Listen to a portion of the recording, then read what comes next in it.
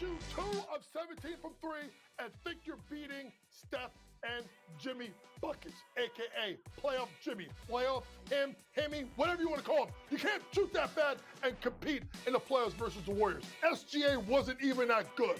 You want to talk about non-competitive series? People want to talk about getting rid of play-in. Maybe we need to get rid of the 8 seed because this 8 seed got their ass. Betting above the rim, only on SportsGrid. Second game of doubleheader. We don't know exactly who's going to be in the lineup, and maybe you get an extended game number 1, which means tired bullpens and closers used up, which aren't available for game number 2, and maybe finding some extra shots here. But I do think the pitching matchup more susceptible, Tom, to runs here. This is part of what we look at. Like I said, I don't expect both teams to win. So we have a pitcher who may not be sustainable at 28.6, but he's playing well right now. Pro Baseball Today, only on SportsGrid. You don't think that there's something to the fact that they blow all these leads against the Edmonton Oilers? It's like the Oilers could be down 4 goals and they come back like it's nothing. We got a series now. I think this thing is going to reset, Scott. I think home ice advantage is going to hold true in this series. I think I told you that last week. I'm expecting this. I picked the Kings in 7 before the series started, and it's like plus 700. Pharrell Coast to Coast, only on SportsGrid. Is so crazy that you get both ends of that spectrum and the narrative trying to be correct in doing so and to make a statement for engagement. You're wrong, you've been wrong, and deal with the reality of the situation. All of the people that analyze the draft mocked one in the first round, and even could he go to the Giants at number 3 or trade up back in that round. They got Gart, they didn't get Sanders, and the fall was on at that point. The early line, only on SportsGrid.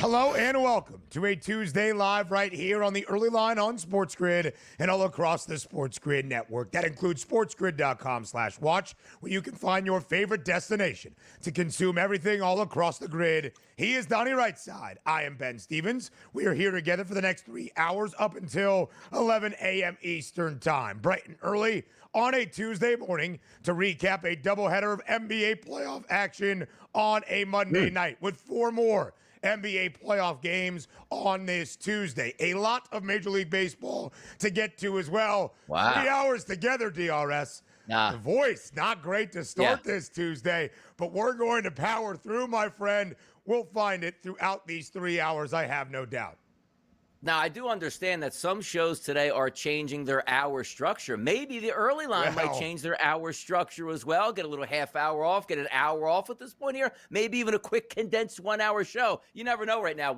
I'll try to talk as much as possible to save Mr. Stevens' voice here because there are hot topics to get through, a full Major League Baseball schedule. We're going to rip the 49ers just a little bit for what they're anticipating paying Brock Purdy, and away we go. Not just the 49ers paying Brock Purdy, DRS, but another big contract extension we'll get to in just a matter of moments. Let's start with our NBA playoff recap. Our 2 games on a Monday night, a series clincher in Miami, and a crucial Game 4 in San Francisco. Speaking of the Bay Area, Donnie's referendum on the NBA regular season looks as though it is losing steam. Jimmy Butler makes his return in game number 4, and Jimmy Butler leads Golden State to a 3-1 series advantage over the Houston Rockets as Jimmy Butler leads the Dubs in points last night, a 27-point performance, including crucial free throws down the stretch as the Warriors hold off Houston 109-106. The Rockets do cover by the hook as a 3.5-point road dog. But most importantly, DRS, the Dubs are 1 win away from an opening round playoff victory. Yes, they are. And also, talking about Jimmy Butler yesterday, you knew that he was going to play and play a lot of minutes. Did we expect he'd play 40? Maybe not necessarily. But how about an 18.5 to 19.5 points prop by the time we got the game time, going over 27 points last night, which was impressive. That's Jimmy time. 12 of 12 from the free throw line, ultra efficient from the floor, 7 of 12. Love what I saw. But who else did we talk about? Now, granted, the Houston Rockets didn't win that game, but they did get the cover. So if you liked Houston last night, you're probably still happy. Jalen Green, 25 minutes, 8 points, finding himself on the bench. What happened here? Is the spotlight too bright right now for the Houston Rockets young superstar? They needed him last night. They lost by 3. He played a terrible game. Put up 17, 18, 19 points. You walk away with a dub and head back to Houston. But it was the Golden State Warriors making the plays at the right time, and they won that basketball game. DRS and the Houston Rockets, one win in this opening round set. Jalen Green scored 38 points in their 3 losses in single digits. Unspeakable in his playoff debut this postseason. A lot of questions to be answered. Alperen Şengün tried his darndest. He scored 31 points, had a shot in the final 10 seconds of regulation to maybe give the Rockets the lead. Unable to convert. Who was there for the board? Jimmy Butler in the 2 free throws to seal the deal as well. Plenty more from San Francisco in just a moment. But DRS, the party last night at Live that Tyler Hero was throwing must have been an absolute blast, because his team got beat by 55 in game number 4 on their home floor last night. The Cleveland Cavaliers, the 1 seed in the Eastern Conference, for a darn reason. 138-83 as Miami quits on the season, as Miami quits on game number 4. The Cavaliers easily cover as an 8.5-point road favorite in South Beach to sweep Miami in only 4 games in this opening round playoff series. Look, that's human reality. When you're down 0-3 to the 1 seed, knowing you have no chance, sometimes you just mail it in and say, let's make sure we don't head back to Cleveland. That was such an embarrassing performance, 43-17 right off the break. And I was saying yesterday, if you wanted to take the Cavaliers, the time to take them was the first quarter or the first half, because you would know at least they probably would put up some sort of fight. And if they weren't putting up a fight at the half, there was no way they were fighting in the second half. They didn't fight at all last night. It was an absolute rout from start to finish, which leads me to my next point. Like in the NBA playoffs, like we have the play-in rounds, there's like, hey, the higher seeded team, you got to beat, have 2 chances to lose. How about just like a best of 3 to start in 1 through 8, but the home team only has to win 1 of those 3 games to advance here, the higher seed? That was an embarrassing performance by an 8 seed Heat, man. Should have just stayed home and not even won those playing games. Donnie, we're just getting closer and closer to the eventual Eastern Conference Finals matchup between the Celtics and the Cavaliers we have all been waiting for. 55-point win for Cleveland, largest ever in NBA playoff history in a series clincher. Miami in Miami, losing by 38 in Game 3, 55 in game number 4. First ever team in NBA postseason history to lose back-to-back games by 30-plus points. The official designation yesterday, DRS, Damian Lillard has torn his Achilles. Not only out for the remainder of this playoffs, the Bucks might have one final game tonight, but putting next season, 2025-26, definitely in question. Yeah, we're going to close the book on Damian Lillard's prime at this point right now. To be a 35-year-old, miss the next season entirely, as it looks like here, coming back from an Achilles injury after already fighting blood clots here. The man had a great career. I'm sure he'll come back. It'll be, working hard to get back on the court, but we won't see Dame time as we knew it when he was in his prime. Yeah. Great career for Damian Lillard. We'll see what he does next, but I don't expect much. Yeah, DRS, it is difficult. Dame turns 35 this summer in July. 13 NBA seasons, the 2 years in Milwaukee, though, not exactly a fun ride. The New York Mets yesterday in the nation's capital, scoring 19 runs on the Washington Nationals. Brandon Nimmo records 9 RBIs himself in the Amazons, the first team around the Bigs in the 2025 season to win 20 games.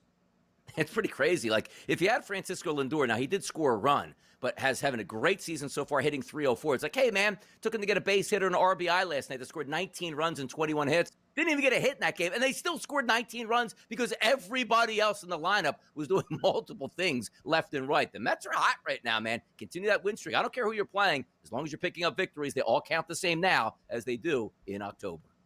Yes, they certainly do, DRS. 20-9, the overall mark, the best in Major League Baseball. Breaking news this morning out of the 49ers organization. Not Brock Purdy, but the tight end. George Kittle receives a large contract extension, 4 years, $76.4 million. That's more than $19 million annually. George Kittle becomes the highest paid tight end in the history of the National Football League. Yeah, next man up. Great tight end here. It's a value position in the NFL. They think he has a couple more good years left in him here. Why not? Just the way the market responds here, Ben. 5th round pick back in 2017. George Kittle seemingly going to remain a 49er forever. A historic tight end out of Iowa, and has proved that with 4 years of more than 1,000 receiving yards in the National Football League. Derek Carr, in a guest sermon on Sunday in Las Vegas, confirming he does have a shoulder injury, but saying it's not really a big deal. He's working with the Saints moving forward. They know the MRI results as well. Yeah, it's not a big deal for him. Still going to get paid at this point now, aging in his career. Hey, it is what it is. But by the way, do we need that news to be confirmed where he was at a sermon? Like, we knew this like weeks ago he had a shoulder injury, so I don't know what the big deal is at this point. Derek Carr not all that happy with speculation around his job status in the Big Easy. The Cleveland Browns signed Deontay Johnson to a 1-year deal, exactly what that locker room needs. And in the NHL playoffs, the Florida Panthers a commanding 3-1 series lead over the Lightning after a 4-2 win last night. The Stars win at home 6-2 over the Avs, 1 win away from advancing. More on the early line up next.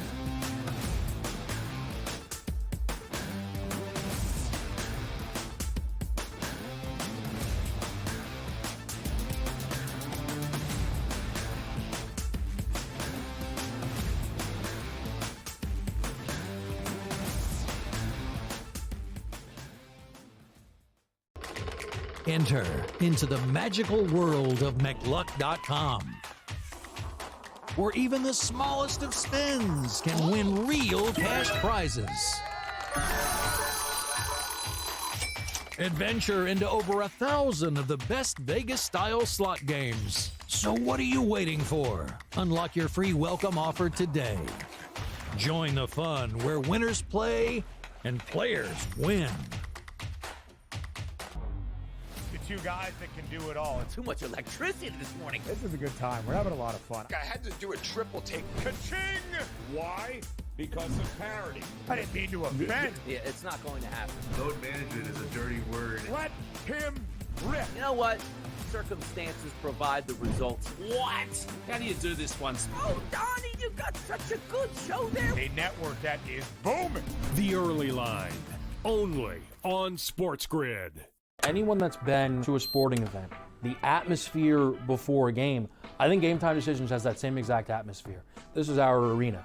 This is what we do. There is going to be an energy to Game Time Decisions that you will feel night in and night out. The excitement you get when you lock your bets in, when you're figuring out what you want to do, we can zone in on the biggest games each night. I want this to be the place that people come to before the games start, so they feel as ready as possible to lock in their cards. We are going to hit every single one of those markets that you need to know about. We're gonna go through every single thing, and I've got a great team behind me that's gonna help me get the job done. There is not gonna be a better place, I promise you, than Game Time Decisions to get that new information, react to it, and be able to then bet accordingly. We will have everything at our disposal, and we will use that to our advantage. I'm Kevin Walsh. Tune into Game Time Decisions from 6 to 8 p.m. Eastern on SportsGrid.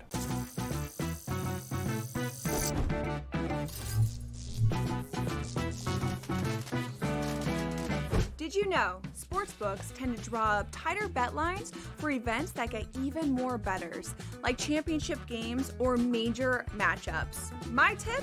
Try betting on less popular sports. You might have a better shot at beating those odds. Now, go get lucky. See you in Las Vegas. Let's get lucky.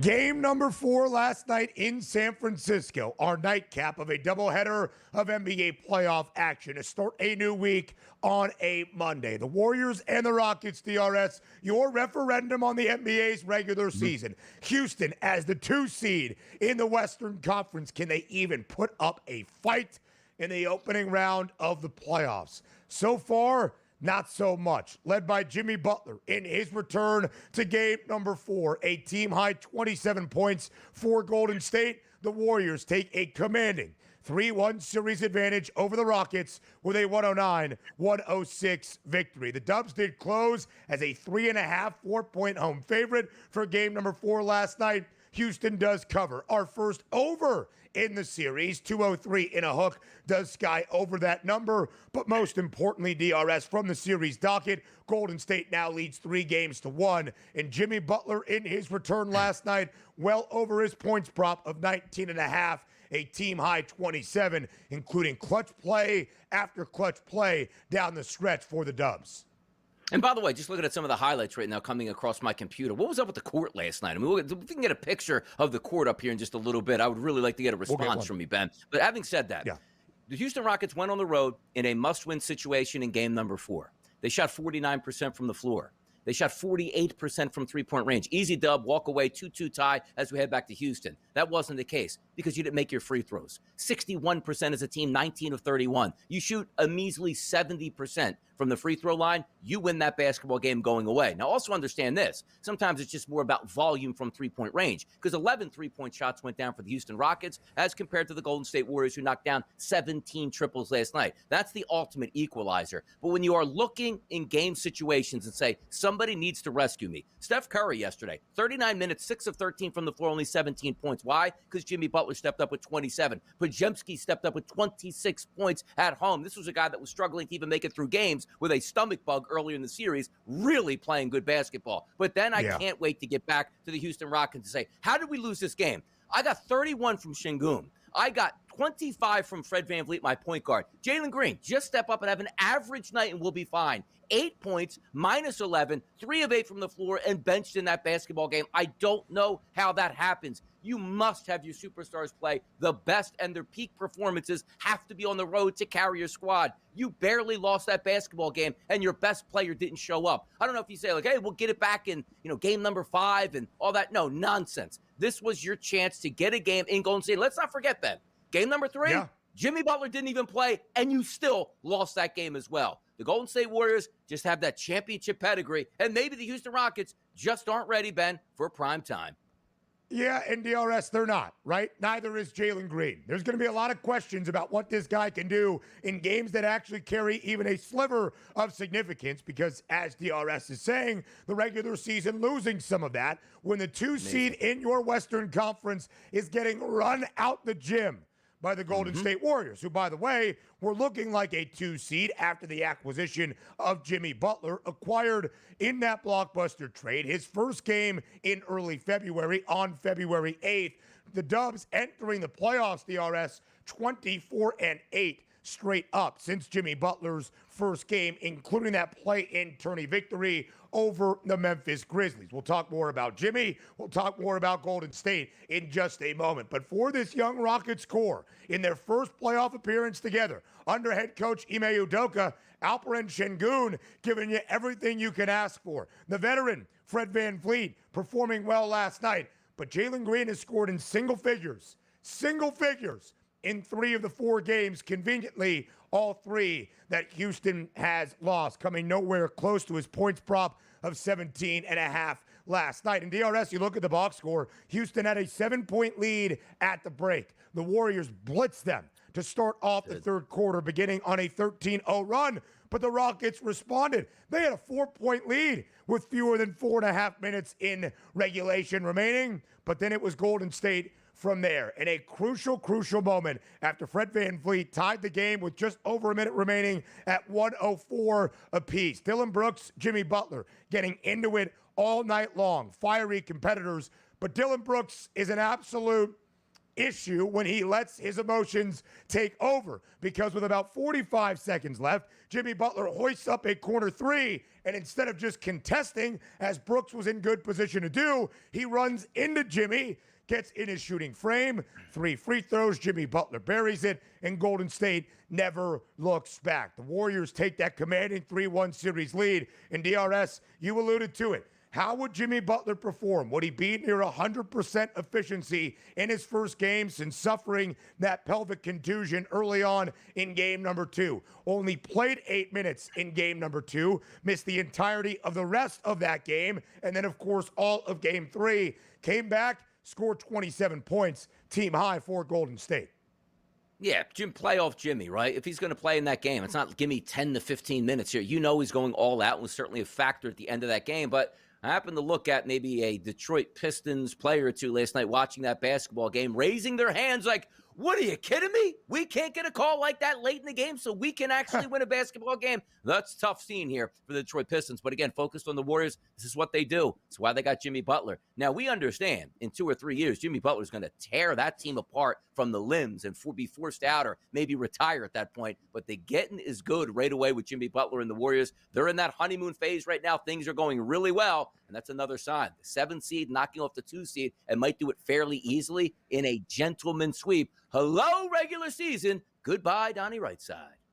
Right now, it is working very well with Jimmy Butler in the fold. Game high 27, but DRS mentioned it earlier. Brandon Podziemski in his second year in the NBA, maybe his best performance so far, certainly by playoff accord for the Warriors, who have a lot of that playoff experience, but a slightly different cast and crew than we have known from that dynastic era in San Francisco. 6 triples, 26 points out of Podziemski last night to help Golden State to a win. To your point, DRS, the Warriors now a minus 950 favorite to win this opening round set.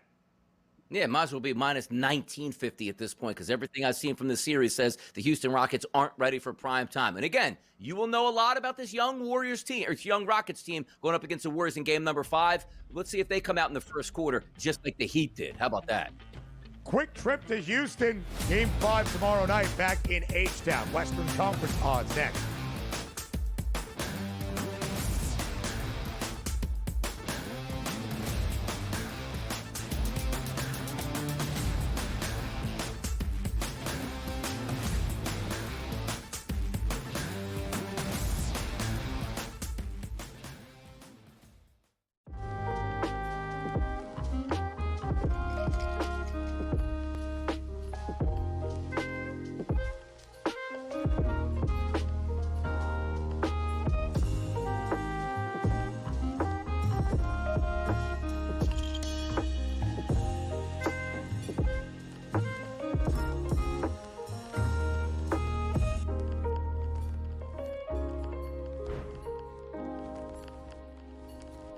Anyone that's been to a sporting event, the atmosphere before a game, I think Game Time Decisions has that same exact atmosphere. This is our arena.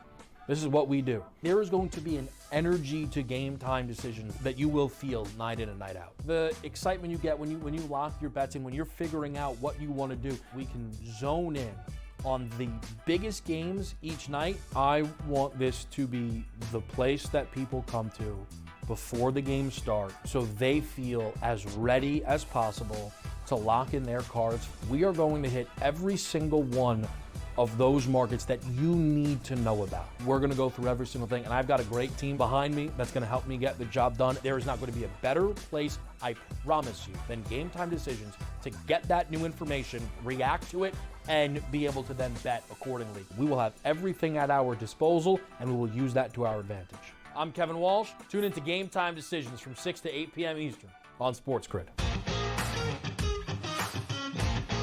That was the magic of Tiger to me. Why did my mom care about when Tiger was playing? Because you might see something with every shot that you've never seen before. And that was, to me, the magnetic quality. And those guys have a little bit of that, but there aren't a ton of them. So to have those guys in the mix on the big weeks, it's great for the game. The Smiley Show, only on SportsGrid.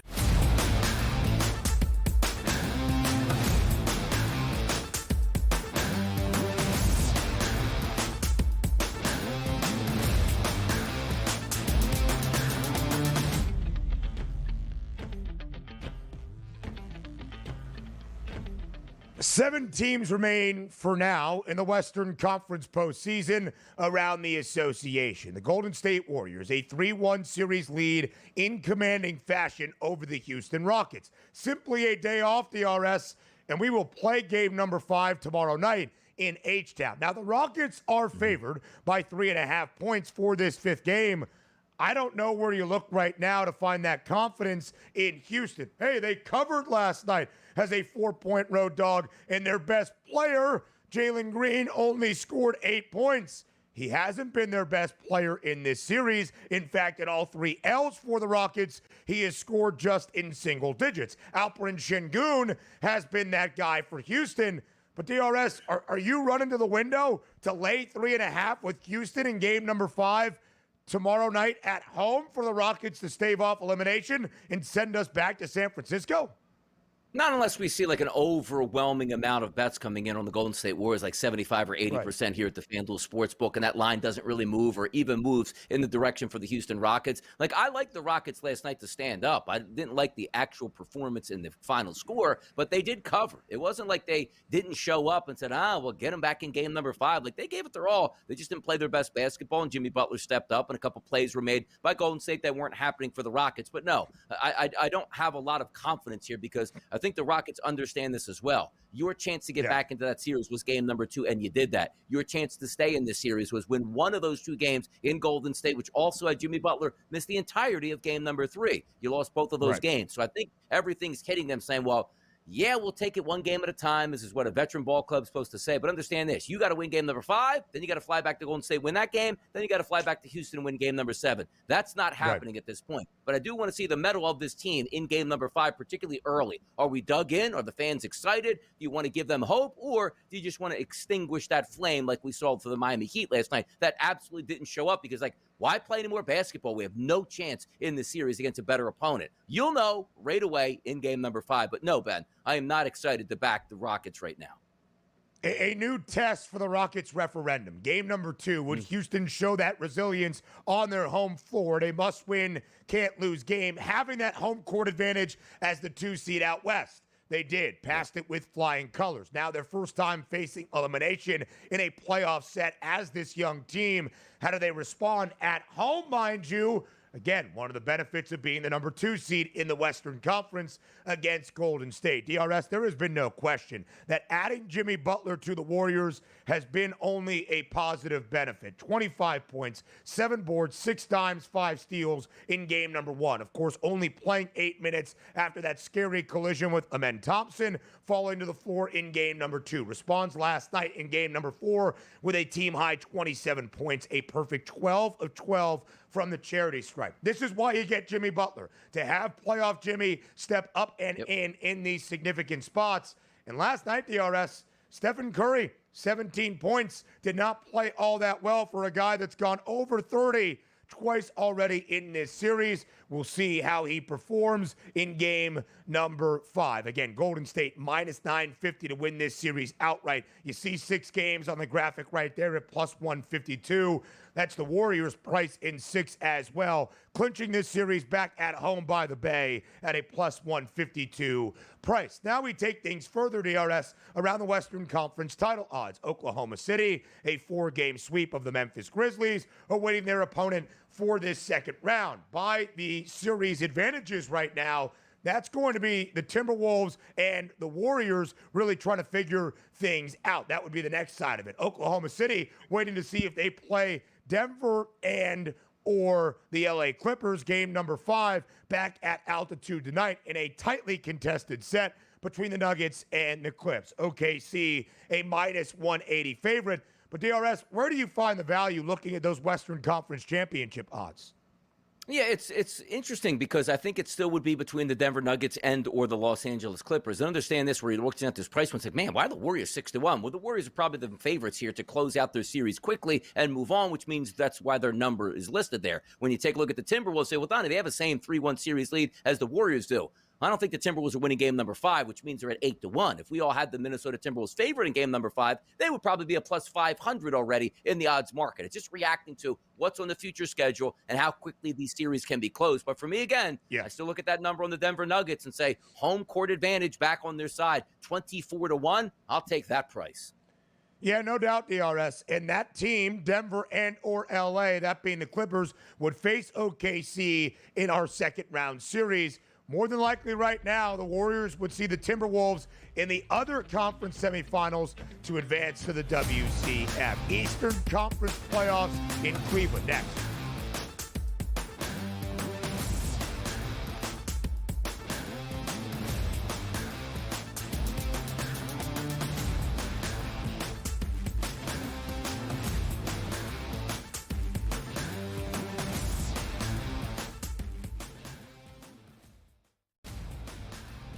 Is so crazy that you get both ends of that spectrum and the narrative trying to be correct in doing so and to make a statement for engagement. You're wrong, you've been wrong, and deal with the reality of the situation. All of the people that analyze the draft mocked one in the first round, and even could he go to the Giants at number 3 or trade up back in that round. They got Dart, they didn't get Sanders, and the fall was on at that point. The Early Line, only on SportsGrid. We're going to get a bunch of upsets. We're going to get a lot of craziness. Didn't happen as well. I mean, over the last calendar year, Sam, I don't ever recall 6 or 8 months of time in sports where the books lost, but here we are. They estimate FanDuel and DraftKings lost $185 million combined for March Madness. So estimating not just that they didn't have a profitable March Madness, but it was a huge loss for them as well. Newswire, only on SportsGrid. Second game of doubleheader. We don't know exactly who's going to be in the lineup, and maybe you get an extended game number 1, which means tired bullpens and closers used up, which aren't available for game number 2, and maybe finding some extra shots here. But I do think the pitching matchup more susceptible, Tom, to runs here. This is part of what we look at. Like I said, I don't expect both teams to win. So we have a pitcher who may not be sustainable 28.6, but he's playing well right now. Pro Baseball Today, only on SportsGrid. You don't think that there's something to the fact that they blow all these leads against the Edmonton Oilers? It's like the Oilers could be down 4 goals and they come back like it's nothing. We got a series now. I think this thing is going to reset, Scott. I think home ice advantage is going to hold true in this series. I think I told you that last week. I'm expecting this. I picked the Kings in 7 before the series started, and it's like plus 700. Pharrell Coast to Coast, only on SportsGrid.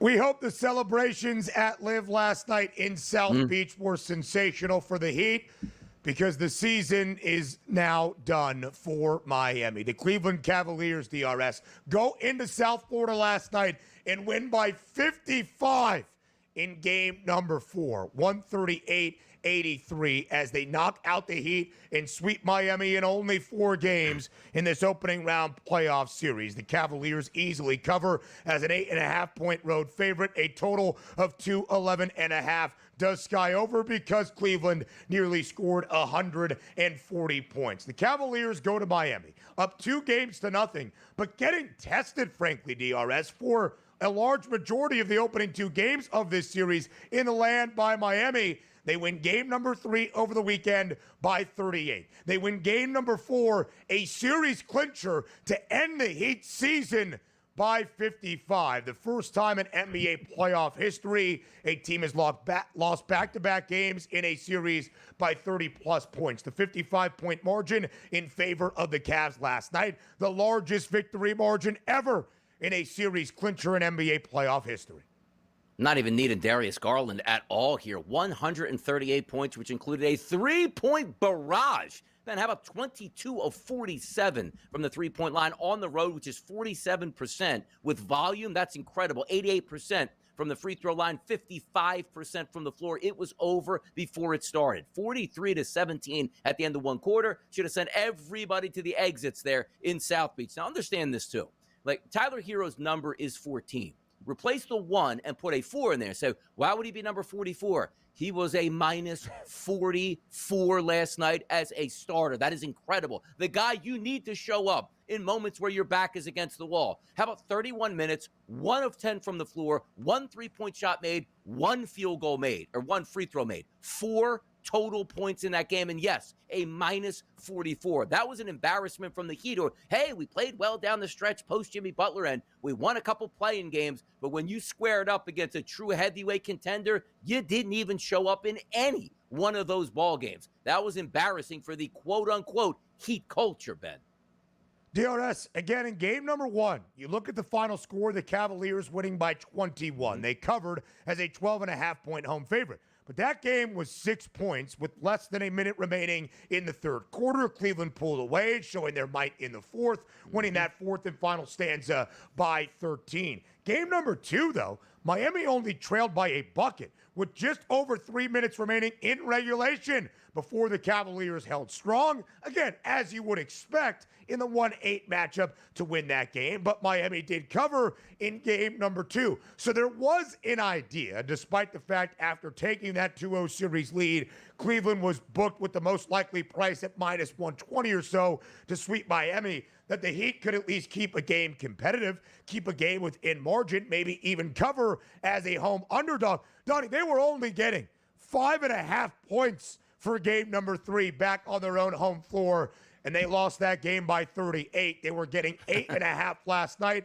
lost that game by 55. Again, historic performances out of Cleveland last night, but I'm not sure it says so much about the Cavaliers, but the lack of resilience and the lack of fight out of the Miami Heat. 92-point margin combined in total in games 3 and 4, record in an NBA playoff series in a 2-game span. A 122-point differential in favor of Cleveland throughout the 4 games in this series.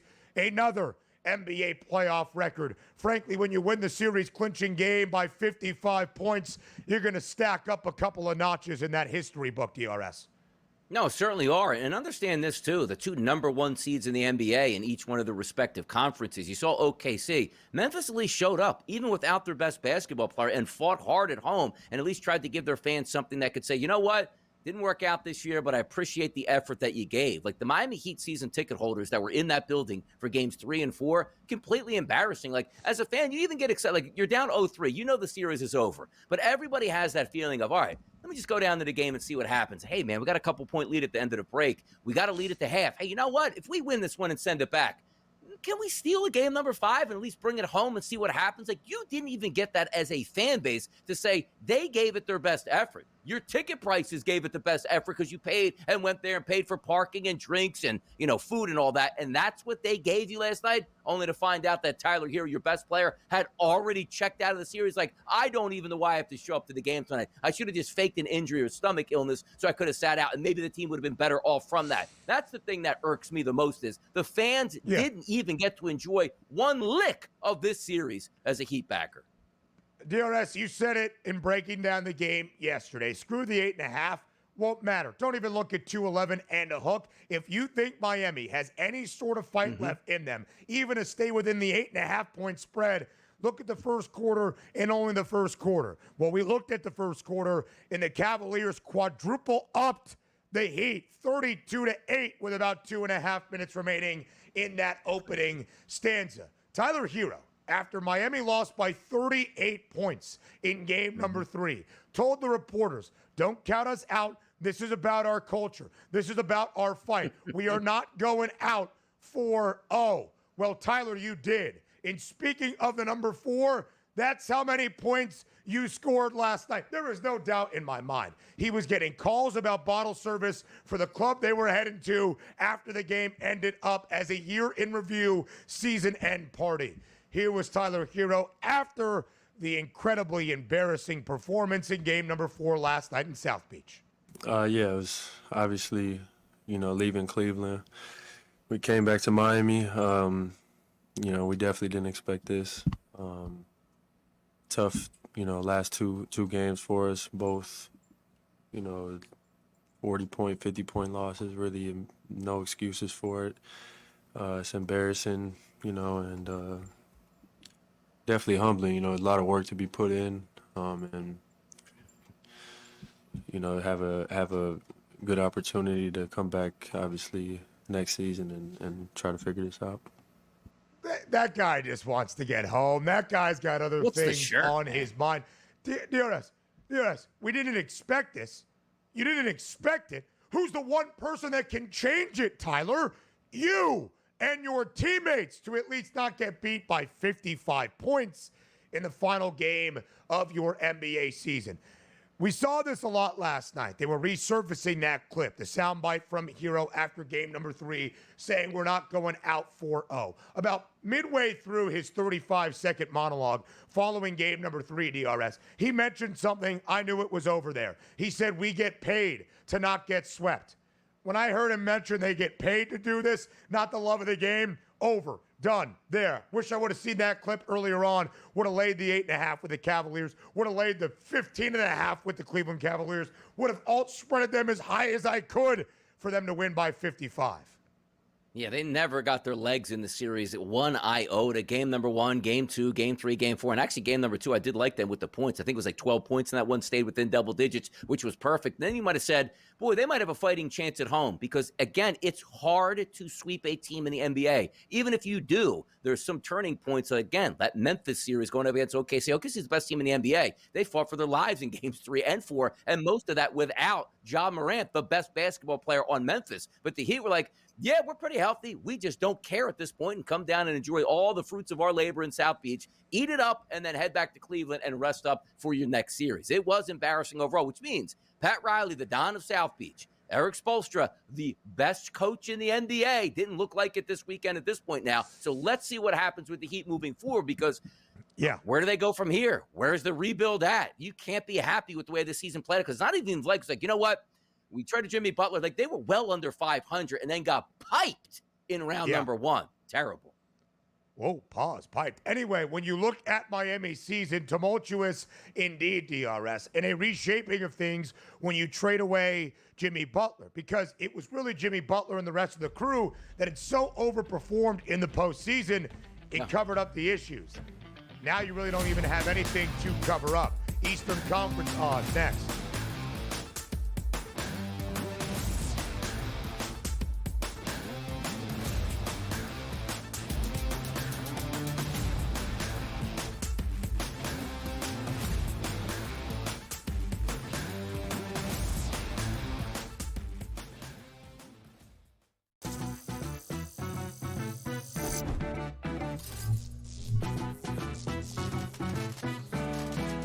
Here's a tip. Let's say you bet big on a 4-game moneyline parlay. Your first 3 bets have hit, but you're a little nervous about the last game. Consider placing a separate bet against the team you have winning in your parlay. You're technically a winner either way. Now, go get lucky. See you in Las Vegas. Let's get lucky. We're going to get a bunch of upsets. We're going to get a lot of craziness. Didn't happen as well. I mean, over the last calendar year, Sam, I don't ever recall 6 or 8 months of time in sports where the books lost, but here we are.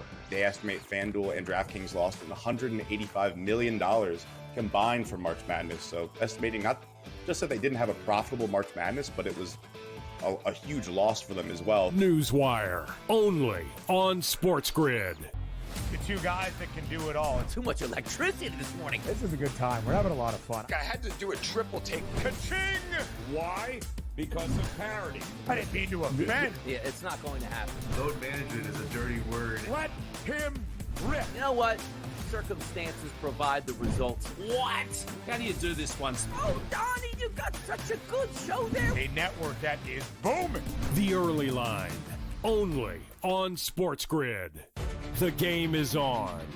The stakes are high. But the action isn't just on the field. He's rearranging that rim. Get it inside! SportsGrid's in-game live. Your ultimate second screen experience. A little flyer, couple 15.5 point live line. Every prop, every play, every day. Anything can happen. It's complete chaos. It's smarter to be on SportsGrid.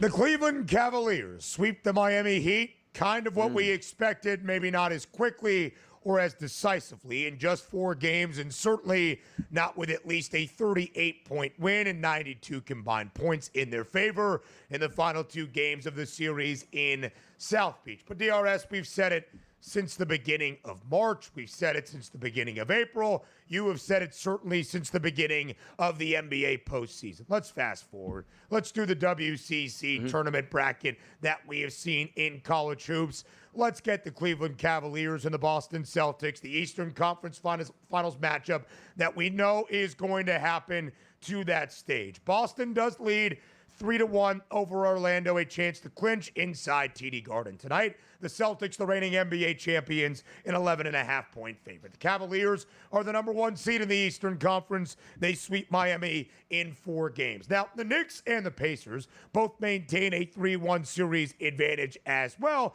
They've looked pretty good so far in this opening round set. Each an opportunity on this Tuesday night to win their opening round playoff series as well. The Knicks in for a dogfight against the Detroit Pistons without Dame Lillard. What else does Milwaukee have in store? We find out in Indianapolis early, 6 p.m. Eastern time. But Donnie, again, you look at the odds. Even the Knicks, who have looked pretty stout against the Detroit Pistons, are 13-1. Even though the Pacers are probably going to quickly handle business against Giannis in the Bucks, they are 21-1. It's the top 2 teams. It's been the top 2 teams since January. Let's get to the Eastern Conference Finals already. Exactly. And also, we're not poo-pooing the season here that the Knicks and the Pacers have. They're 2 pretty good teams, quality opponents, but we are playing paint by numbers here in the East. We expected the New York Knicks to beat the Pistons. I expected the Pacers to down the Milwaukee Bucks, which then leaves us with the Celtics and the Cavaliers. And based on the odds market, we are watching Cleveland absolutely fillet Miami, but those lines really aren't changing all that much because we don't care as long as these 2 teams match up, and that's the handicap going against each because we understand Cleveland's going to have home court advantage. We've always known that. It's not like, hey, when the ping pong balls go their way in the Eastern Conference Finals, maybe the Celtics get it and we'll price them accordingly. No, if they meet up there, it's Cleveland with home court advantage, and it still doesn't matter in the odds market. Cleveland just absolutely laid waste to the Miami Heat. It doesn't matter in the odds market because our only focus is how the 2 teams match up when they get there and if both of those 2 teams are healthy at that time. No surprise in the East right now. It's exactly where we should be, but I do think we'll get some entertainment out of the next round in the NBA playoffs in the Eastern Conference because we do have some formidable teams still left there, and the Pacers and the Knicks are not getting swept by each one of those teams, so we'll have fun watching it at least until we get our Celtics-Cavaliers matchup. I think that's a great point, DRS. We are going to see more than likely Boston and Cleveland in the Eastern Conference Finals. But can we at least get 6 games between the Cavs and the Pacers? Sure. The C's and the Knicks? I certainly hope so. So let me ask you that question. New York, a 5.5-point favorite inside the Mecca tonight to clinch the series against Detroit. They're minus 4,000 to win this series outright. If we head back to the Motor City, I'm still not looking at the Pistons being able to force a 7th game. I do hope Detroit, for my bet of 2.5 in the series spread, has some fight left tonight inside Madison Square Garden.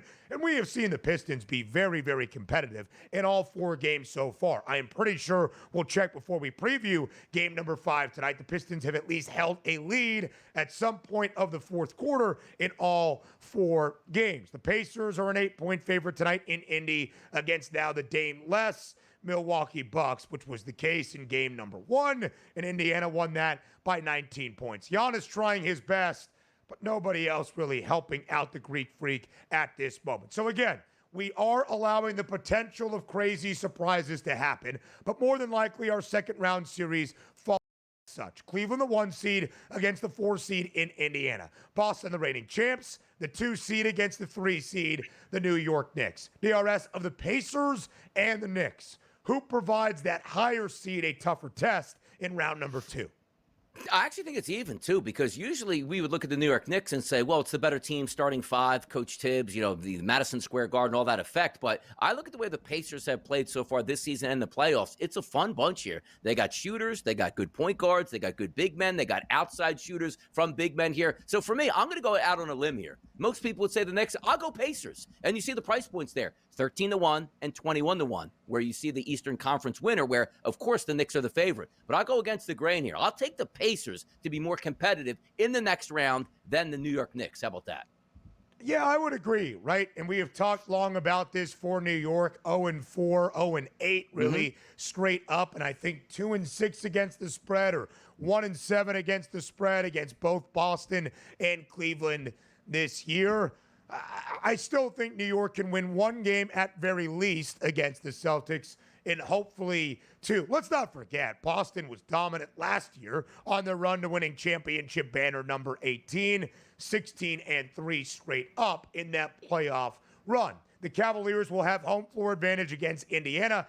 The Pacers have a little bit of playoff pedigree building. They were the team, albeit swept, by Boston in the Eastern Conference Finals. Of course, that was a different series because of Tyrese Halliburton getting injured early on. I do think Indiana can force at least 6 games against Cleveland, but that's basically what we are hoping for. And to Donnie's point, we know the Cavaliers are going to have home floor advantage in a potential Eastern Conference Final series against the Boston Celtics. The intriguing thing, DRS, is how close the odds will be outright for that final set. Boston right now, -135. Cleveland +165. Are those the odds for the Eastern Conference Finals? Does it take into account that Boston still has to clinch their opening round series and a second round series, and same for Cleveland? That, to me, is the question. What is the pricing for the Eastern Conference Finals with the Cavs having home court advantage, but knowing the Celtics are going to be the series favorite? Yeah, we take a look at the odds. They're still doubting the Cleveland Cavaliers that there's a chance that they might not even make it into the Eastern Conference Finals, as it's assured somehow that the Boston Celtics will automatically be there. Because I guarantee you this, these 2 teams meet up healthy in the Eastern Conference Finals, and the Cavaliers are +165 to win that series. We are laying the wood on that, Benjamin. Yes, you certainly are, DRS. Another referendum, perhaps from the mind of Donnie Rightside, for the NBA playoffs and what it means for the regular season. A Monday around MLB next.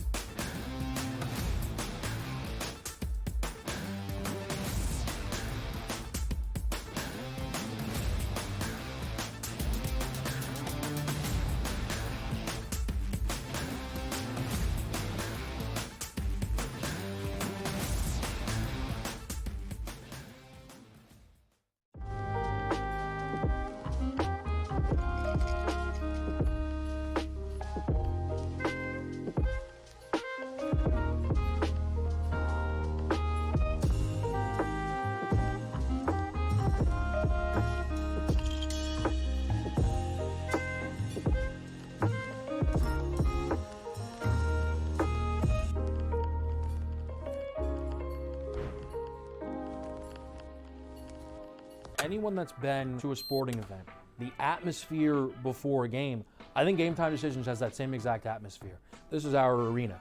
This is what we do. There is going to be an energy to Game Time Decisions that you will feel night in and night out. The excitement you get when you lock your bets in, when you're figuring out what you want to do, we can zone in on the biggest games each night. I want this to be the place that people come to before the games start so they feel as ready as possible to lock in their cards. We are going to hit every single one of those markets that you need to know about. We're gonna go through every single thing, and I've got a great team behind me that's gonna help me get the job done. There is not gonna be a better place, I promise you, than Game Time Decisions to get that new information, react to it, and be able to then bet accordingly. We will have everything at our disposal, and we will use that to our advantage. I'm Kevin Walsh. Tune into Game Time Decisions from 6 to 8 p.m. Eastern on SportsGrid. That was the magic of Tiger to me. why did like my mom care about when Tiger was playing? Because you might see something with every shot that you've never seen before. And that was, to me, the magnetic quality. And those guys have a little bit of that, but there aren't a ton of them. So to have those guys in the mix on the big weeks is great for the game. The Smiley Show, only on SportsGrid.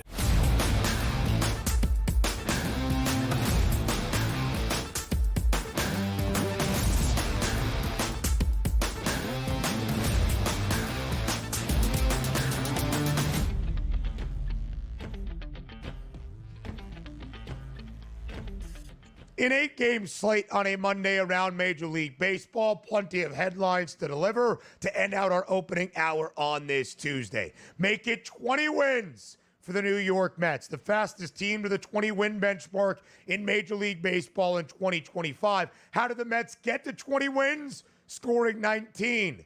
That would be 19 runs. A 19-5 win yesterday over the Nationals in D.C., including 9 RBIs from Brandon Nimmo. The New York Mets plate 19 for win number 20, the best record now in Major League Baseball. That's pretty crazy to have 9 RBI in one game. Like, you know me, Ben, I like the 1+ markets, which include, the hitter props, which would be a hit, would be a run, or an RBI. You send it up and he got 9 RBI, which means, let's count this up here. 9 RBI, he had 4 hits, that's 13, and 4 runs scored, that's 17.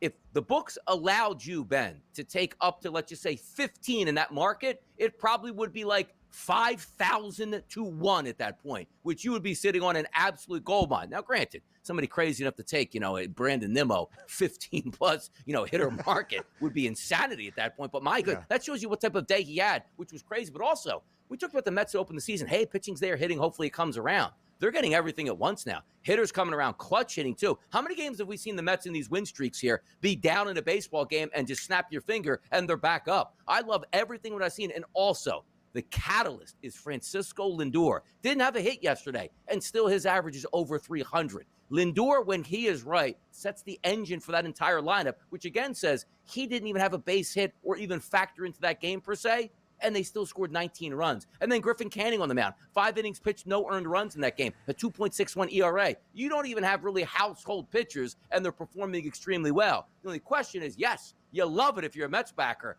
but boy, oh boy, you hope this continues in May, June, July, August. See where I'm going on that one? Don't peak too early, but I love what I see out of the Mets.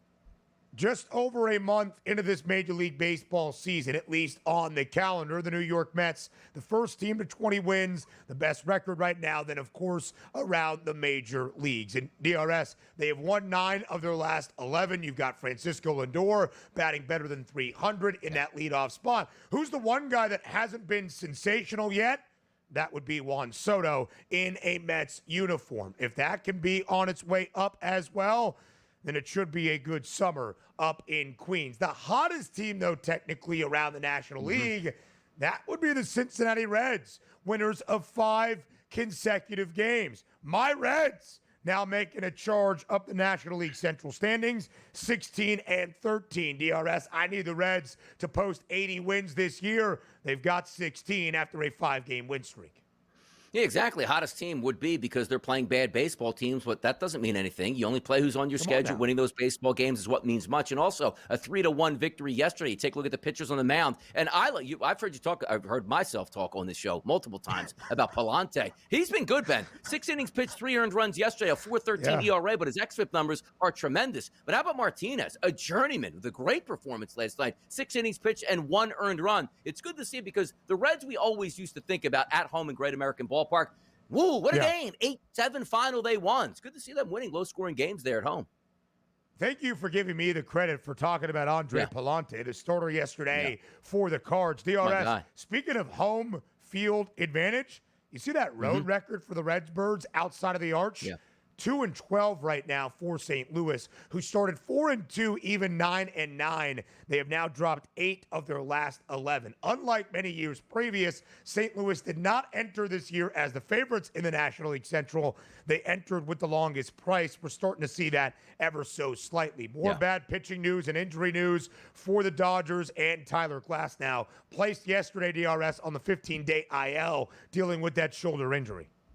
Yeah, never a good look there early in the season. Shoulders, elbows, forearms. This is when you want to start getting your pitchers stretched out, meaning we're ready for the summer months, not shutting pitchers down. But again, it's the Dodgers. They have 17 million pitchers to choose from here. And if Glasnow goes down, they'll probably turn it into Tarek Skubal to trade deadline. Just what they do. Big game yesterday in Houston. The Stros and the Tigers snapping Detroit's 4-game win streak. That was Houston. Jose Altuve, for the first time this year, batting in the 2 spot and hits a home run as Houston wins 8-5. He asked to move out of that leadoff spot, DRS, so he could have more time, leaving left field where he is playing for the first time in his MLB career to get back to the dugout, catch his breath, and be more ready at the dish. Man, that's like a quarterback asking just to be the placeholder on field goal attempts, man. That is respect out of the number 1 spot. Stay there, Jose. Come on, man. It worked, kind of, though. Houston wins 8-5. Hour 2 is next.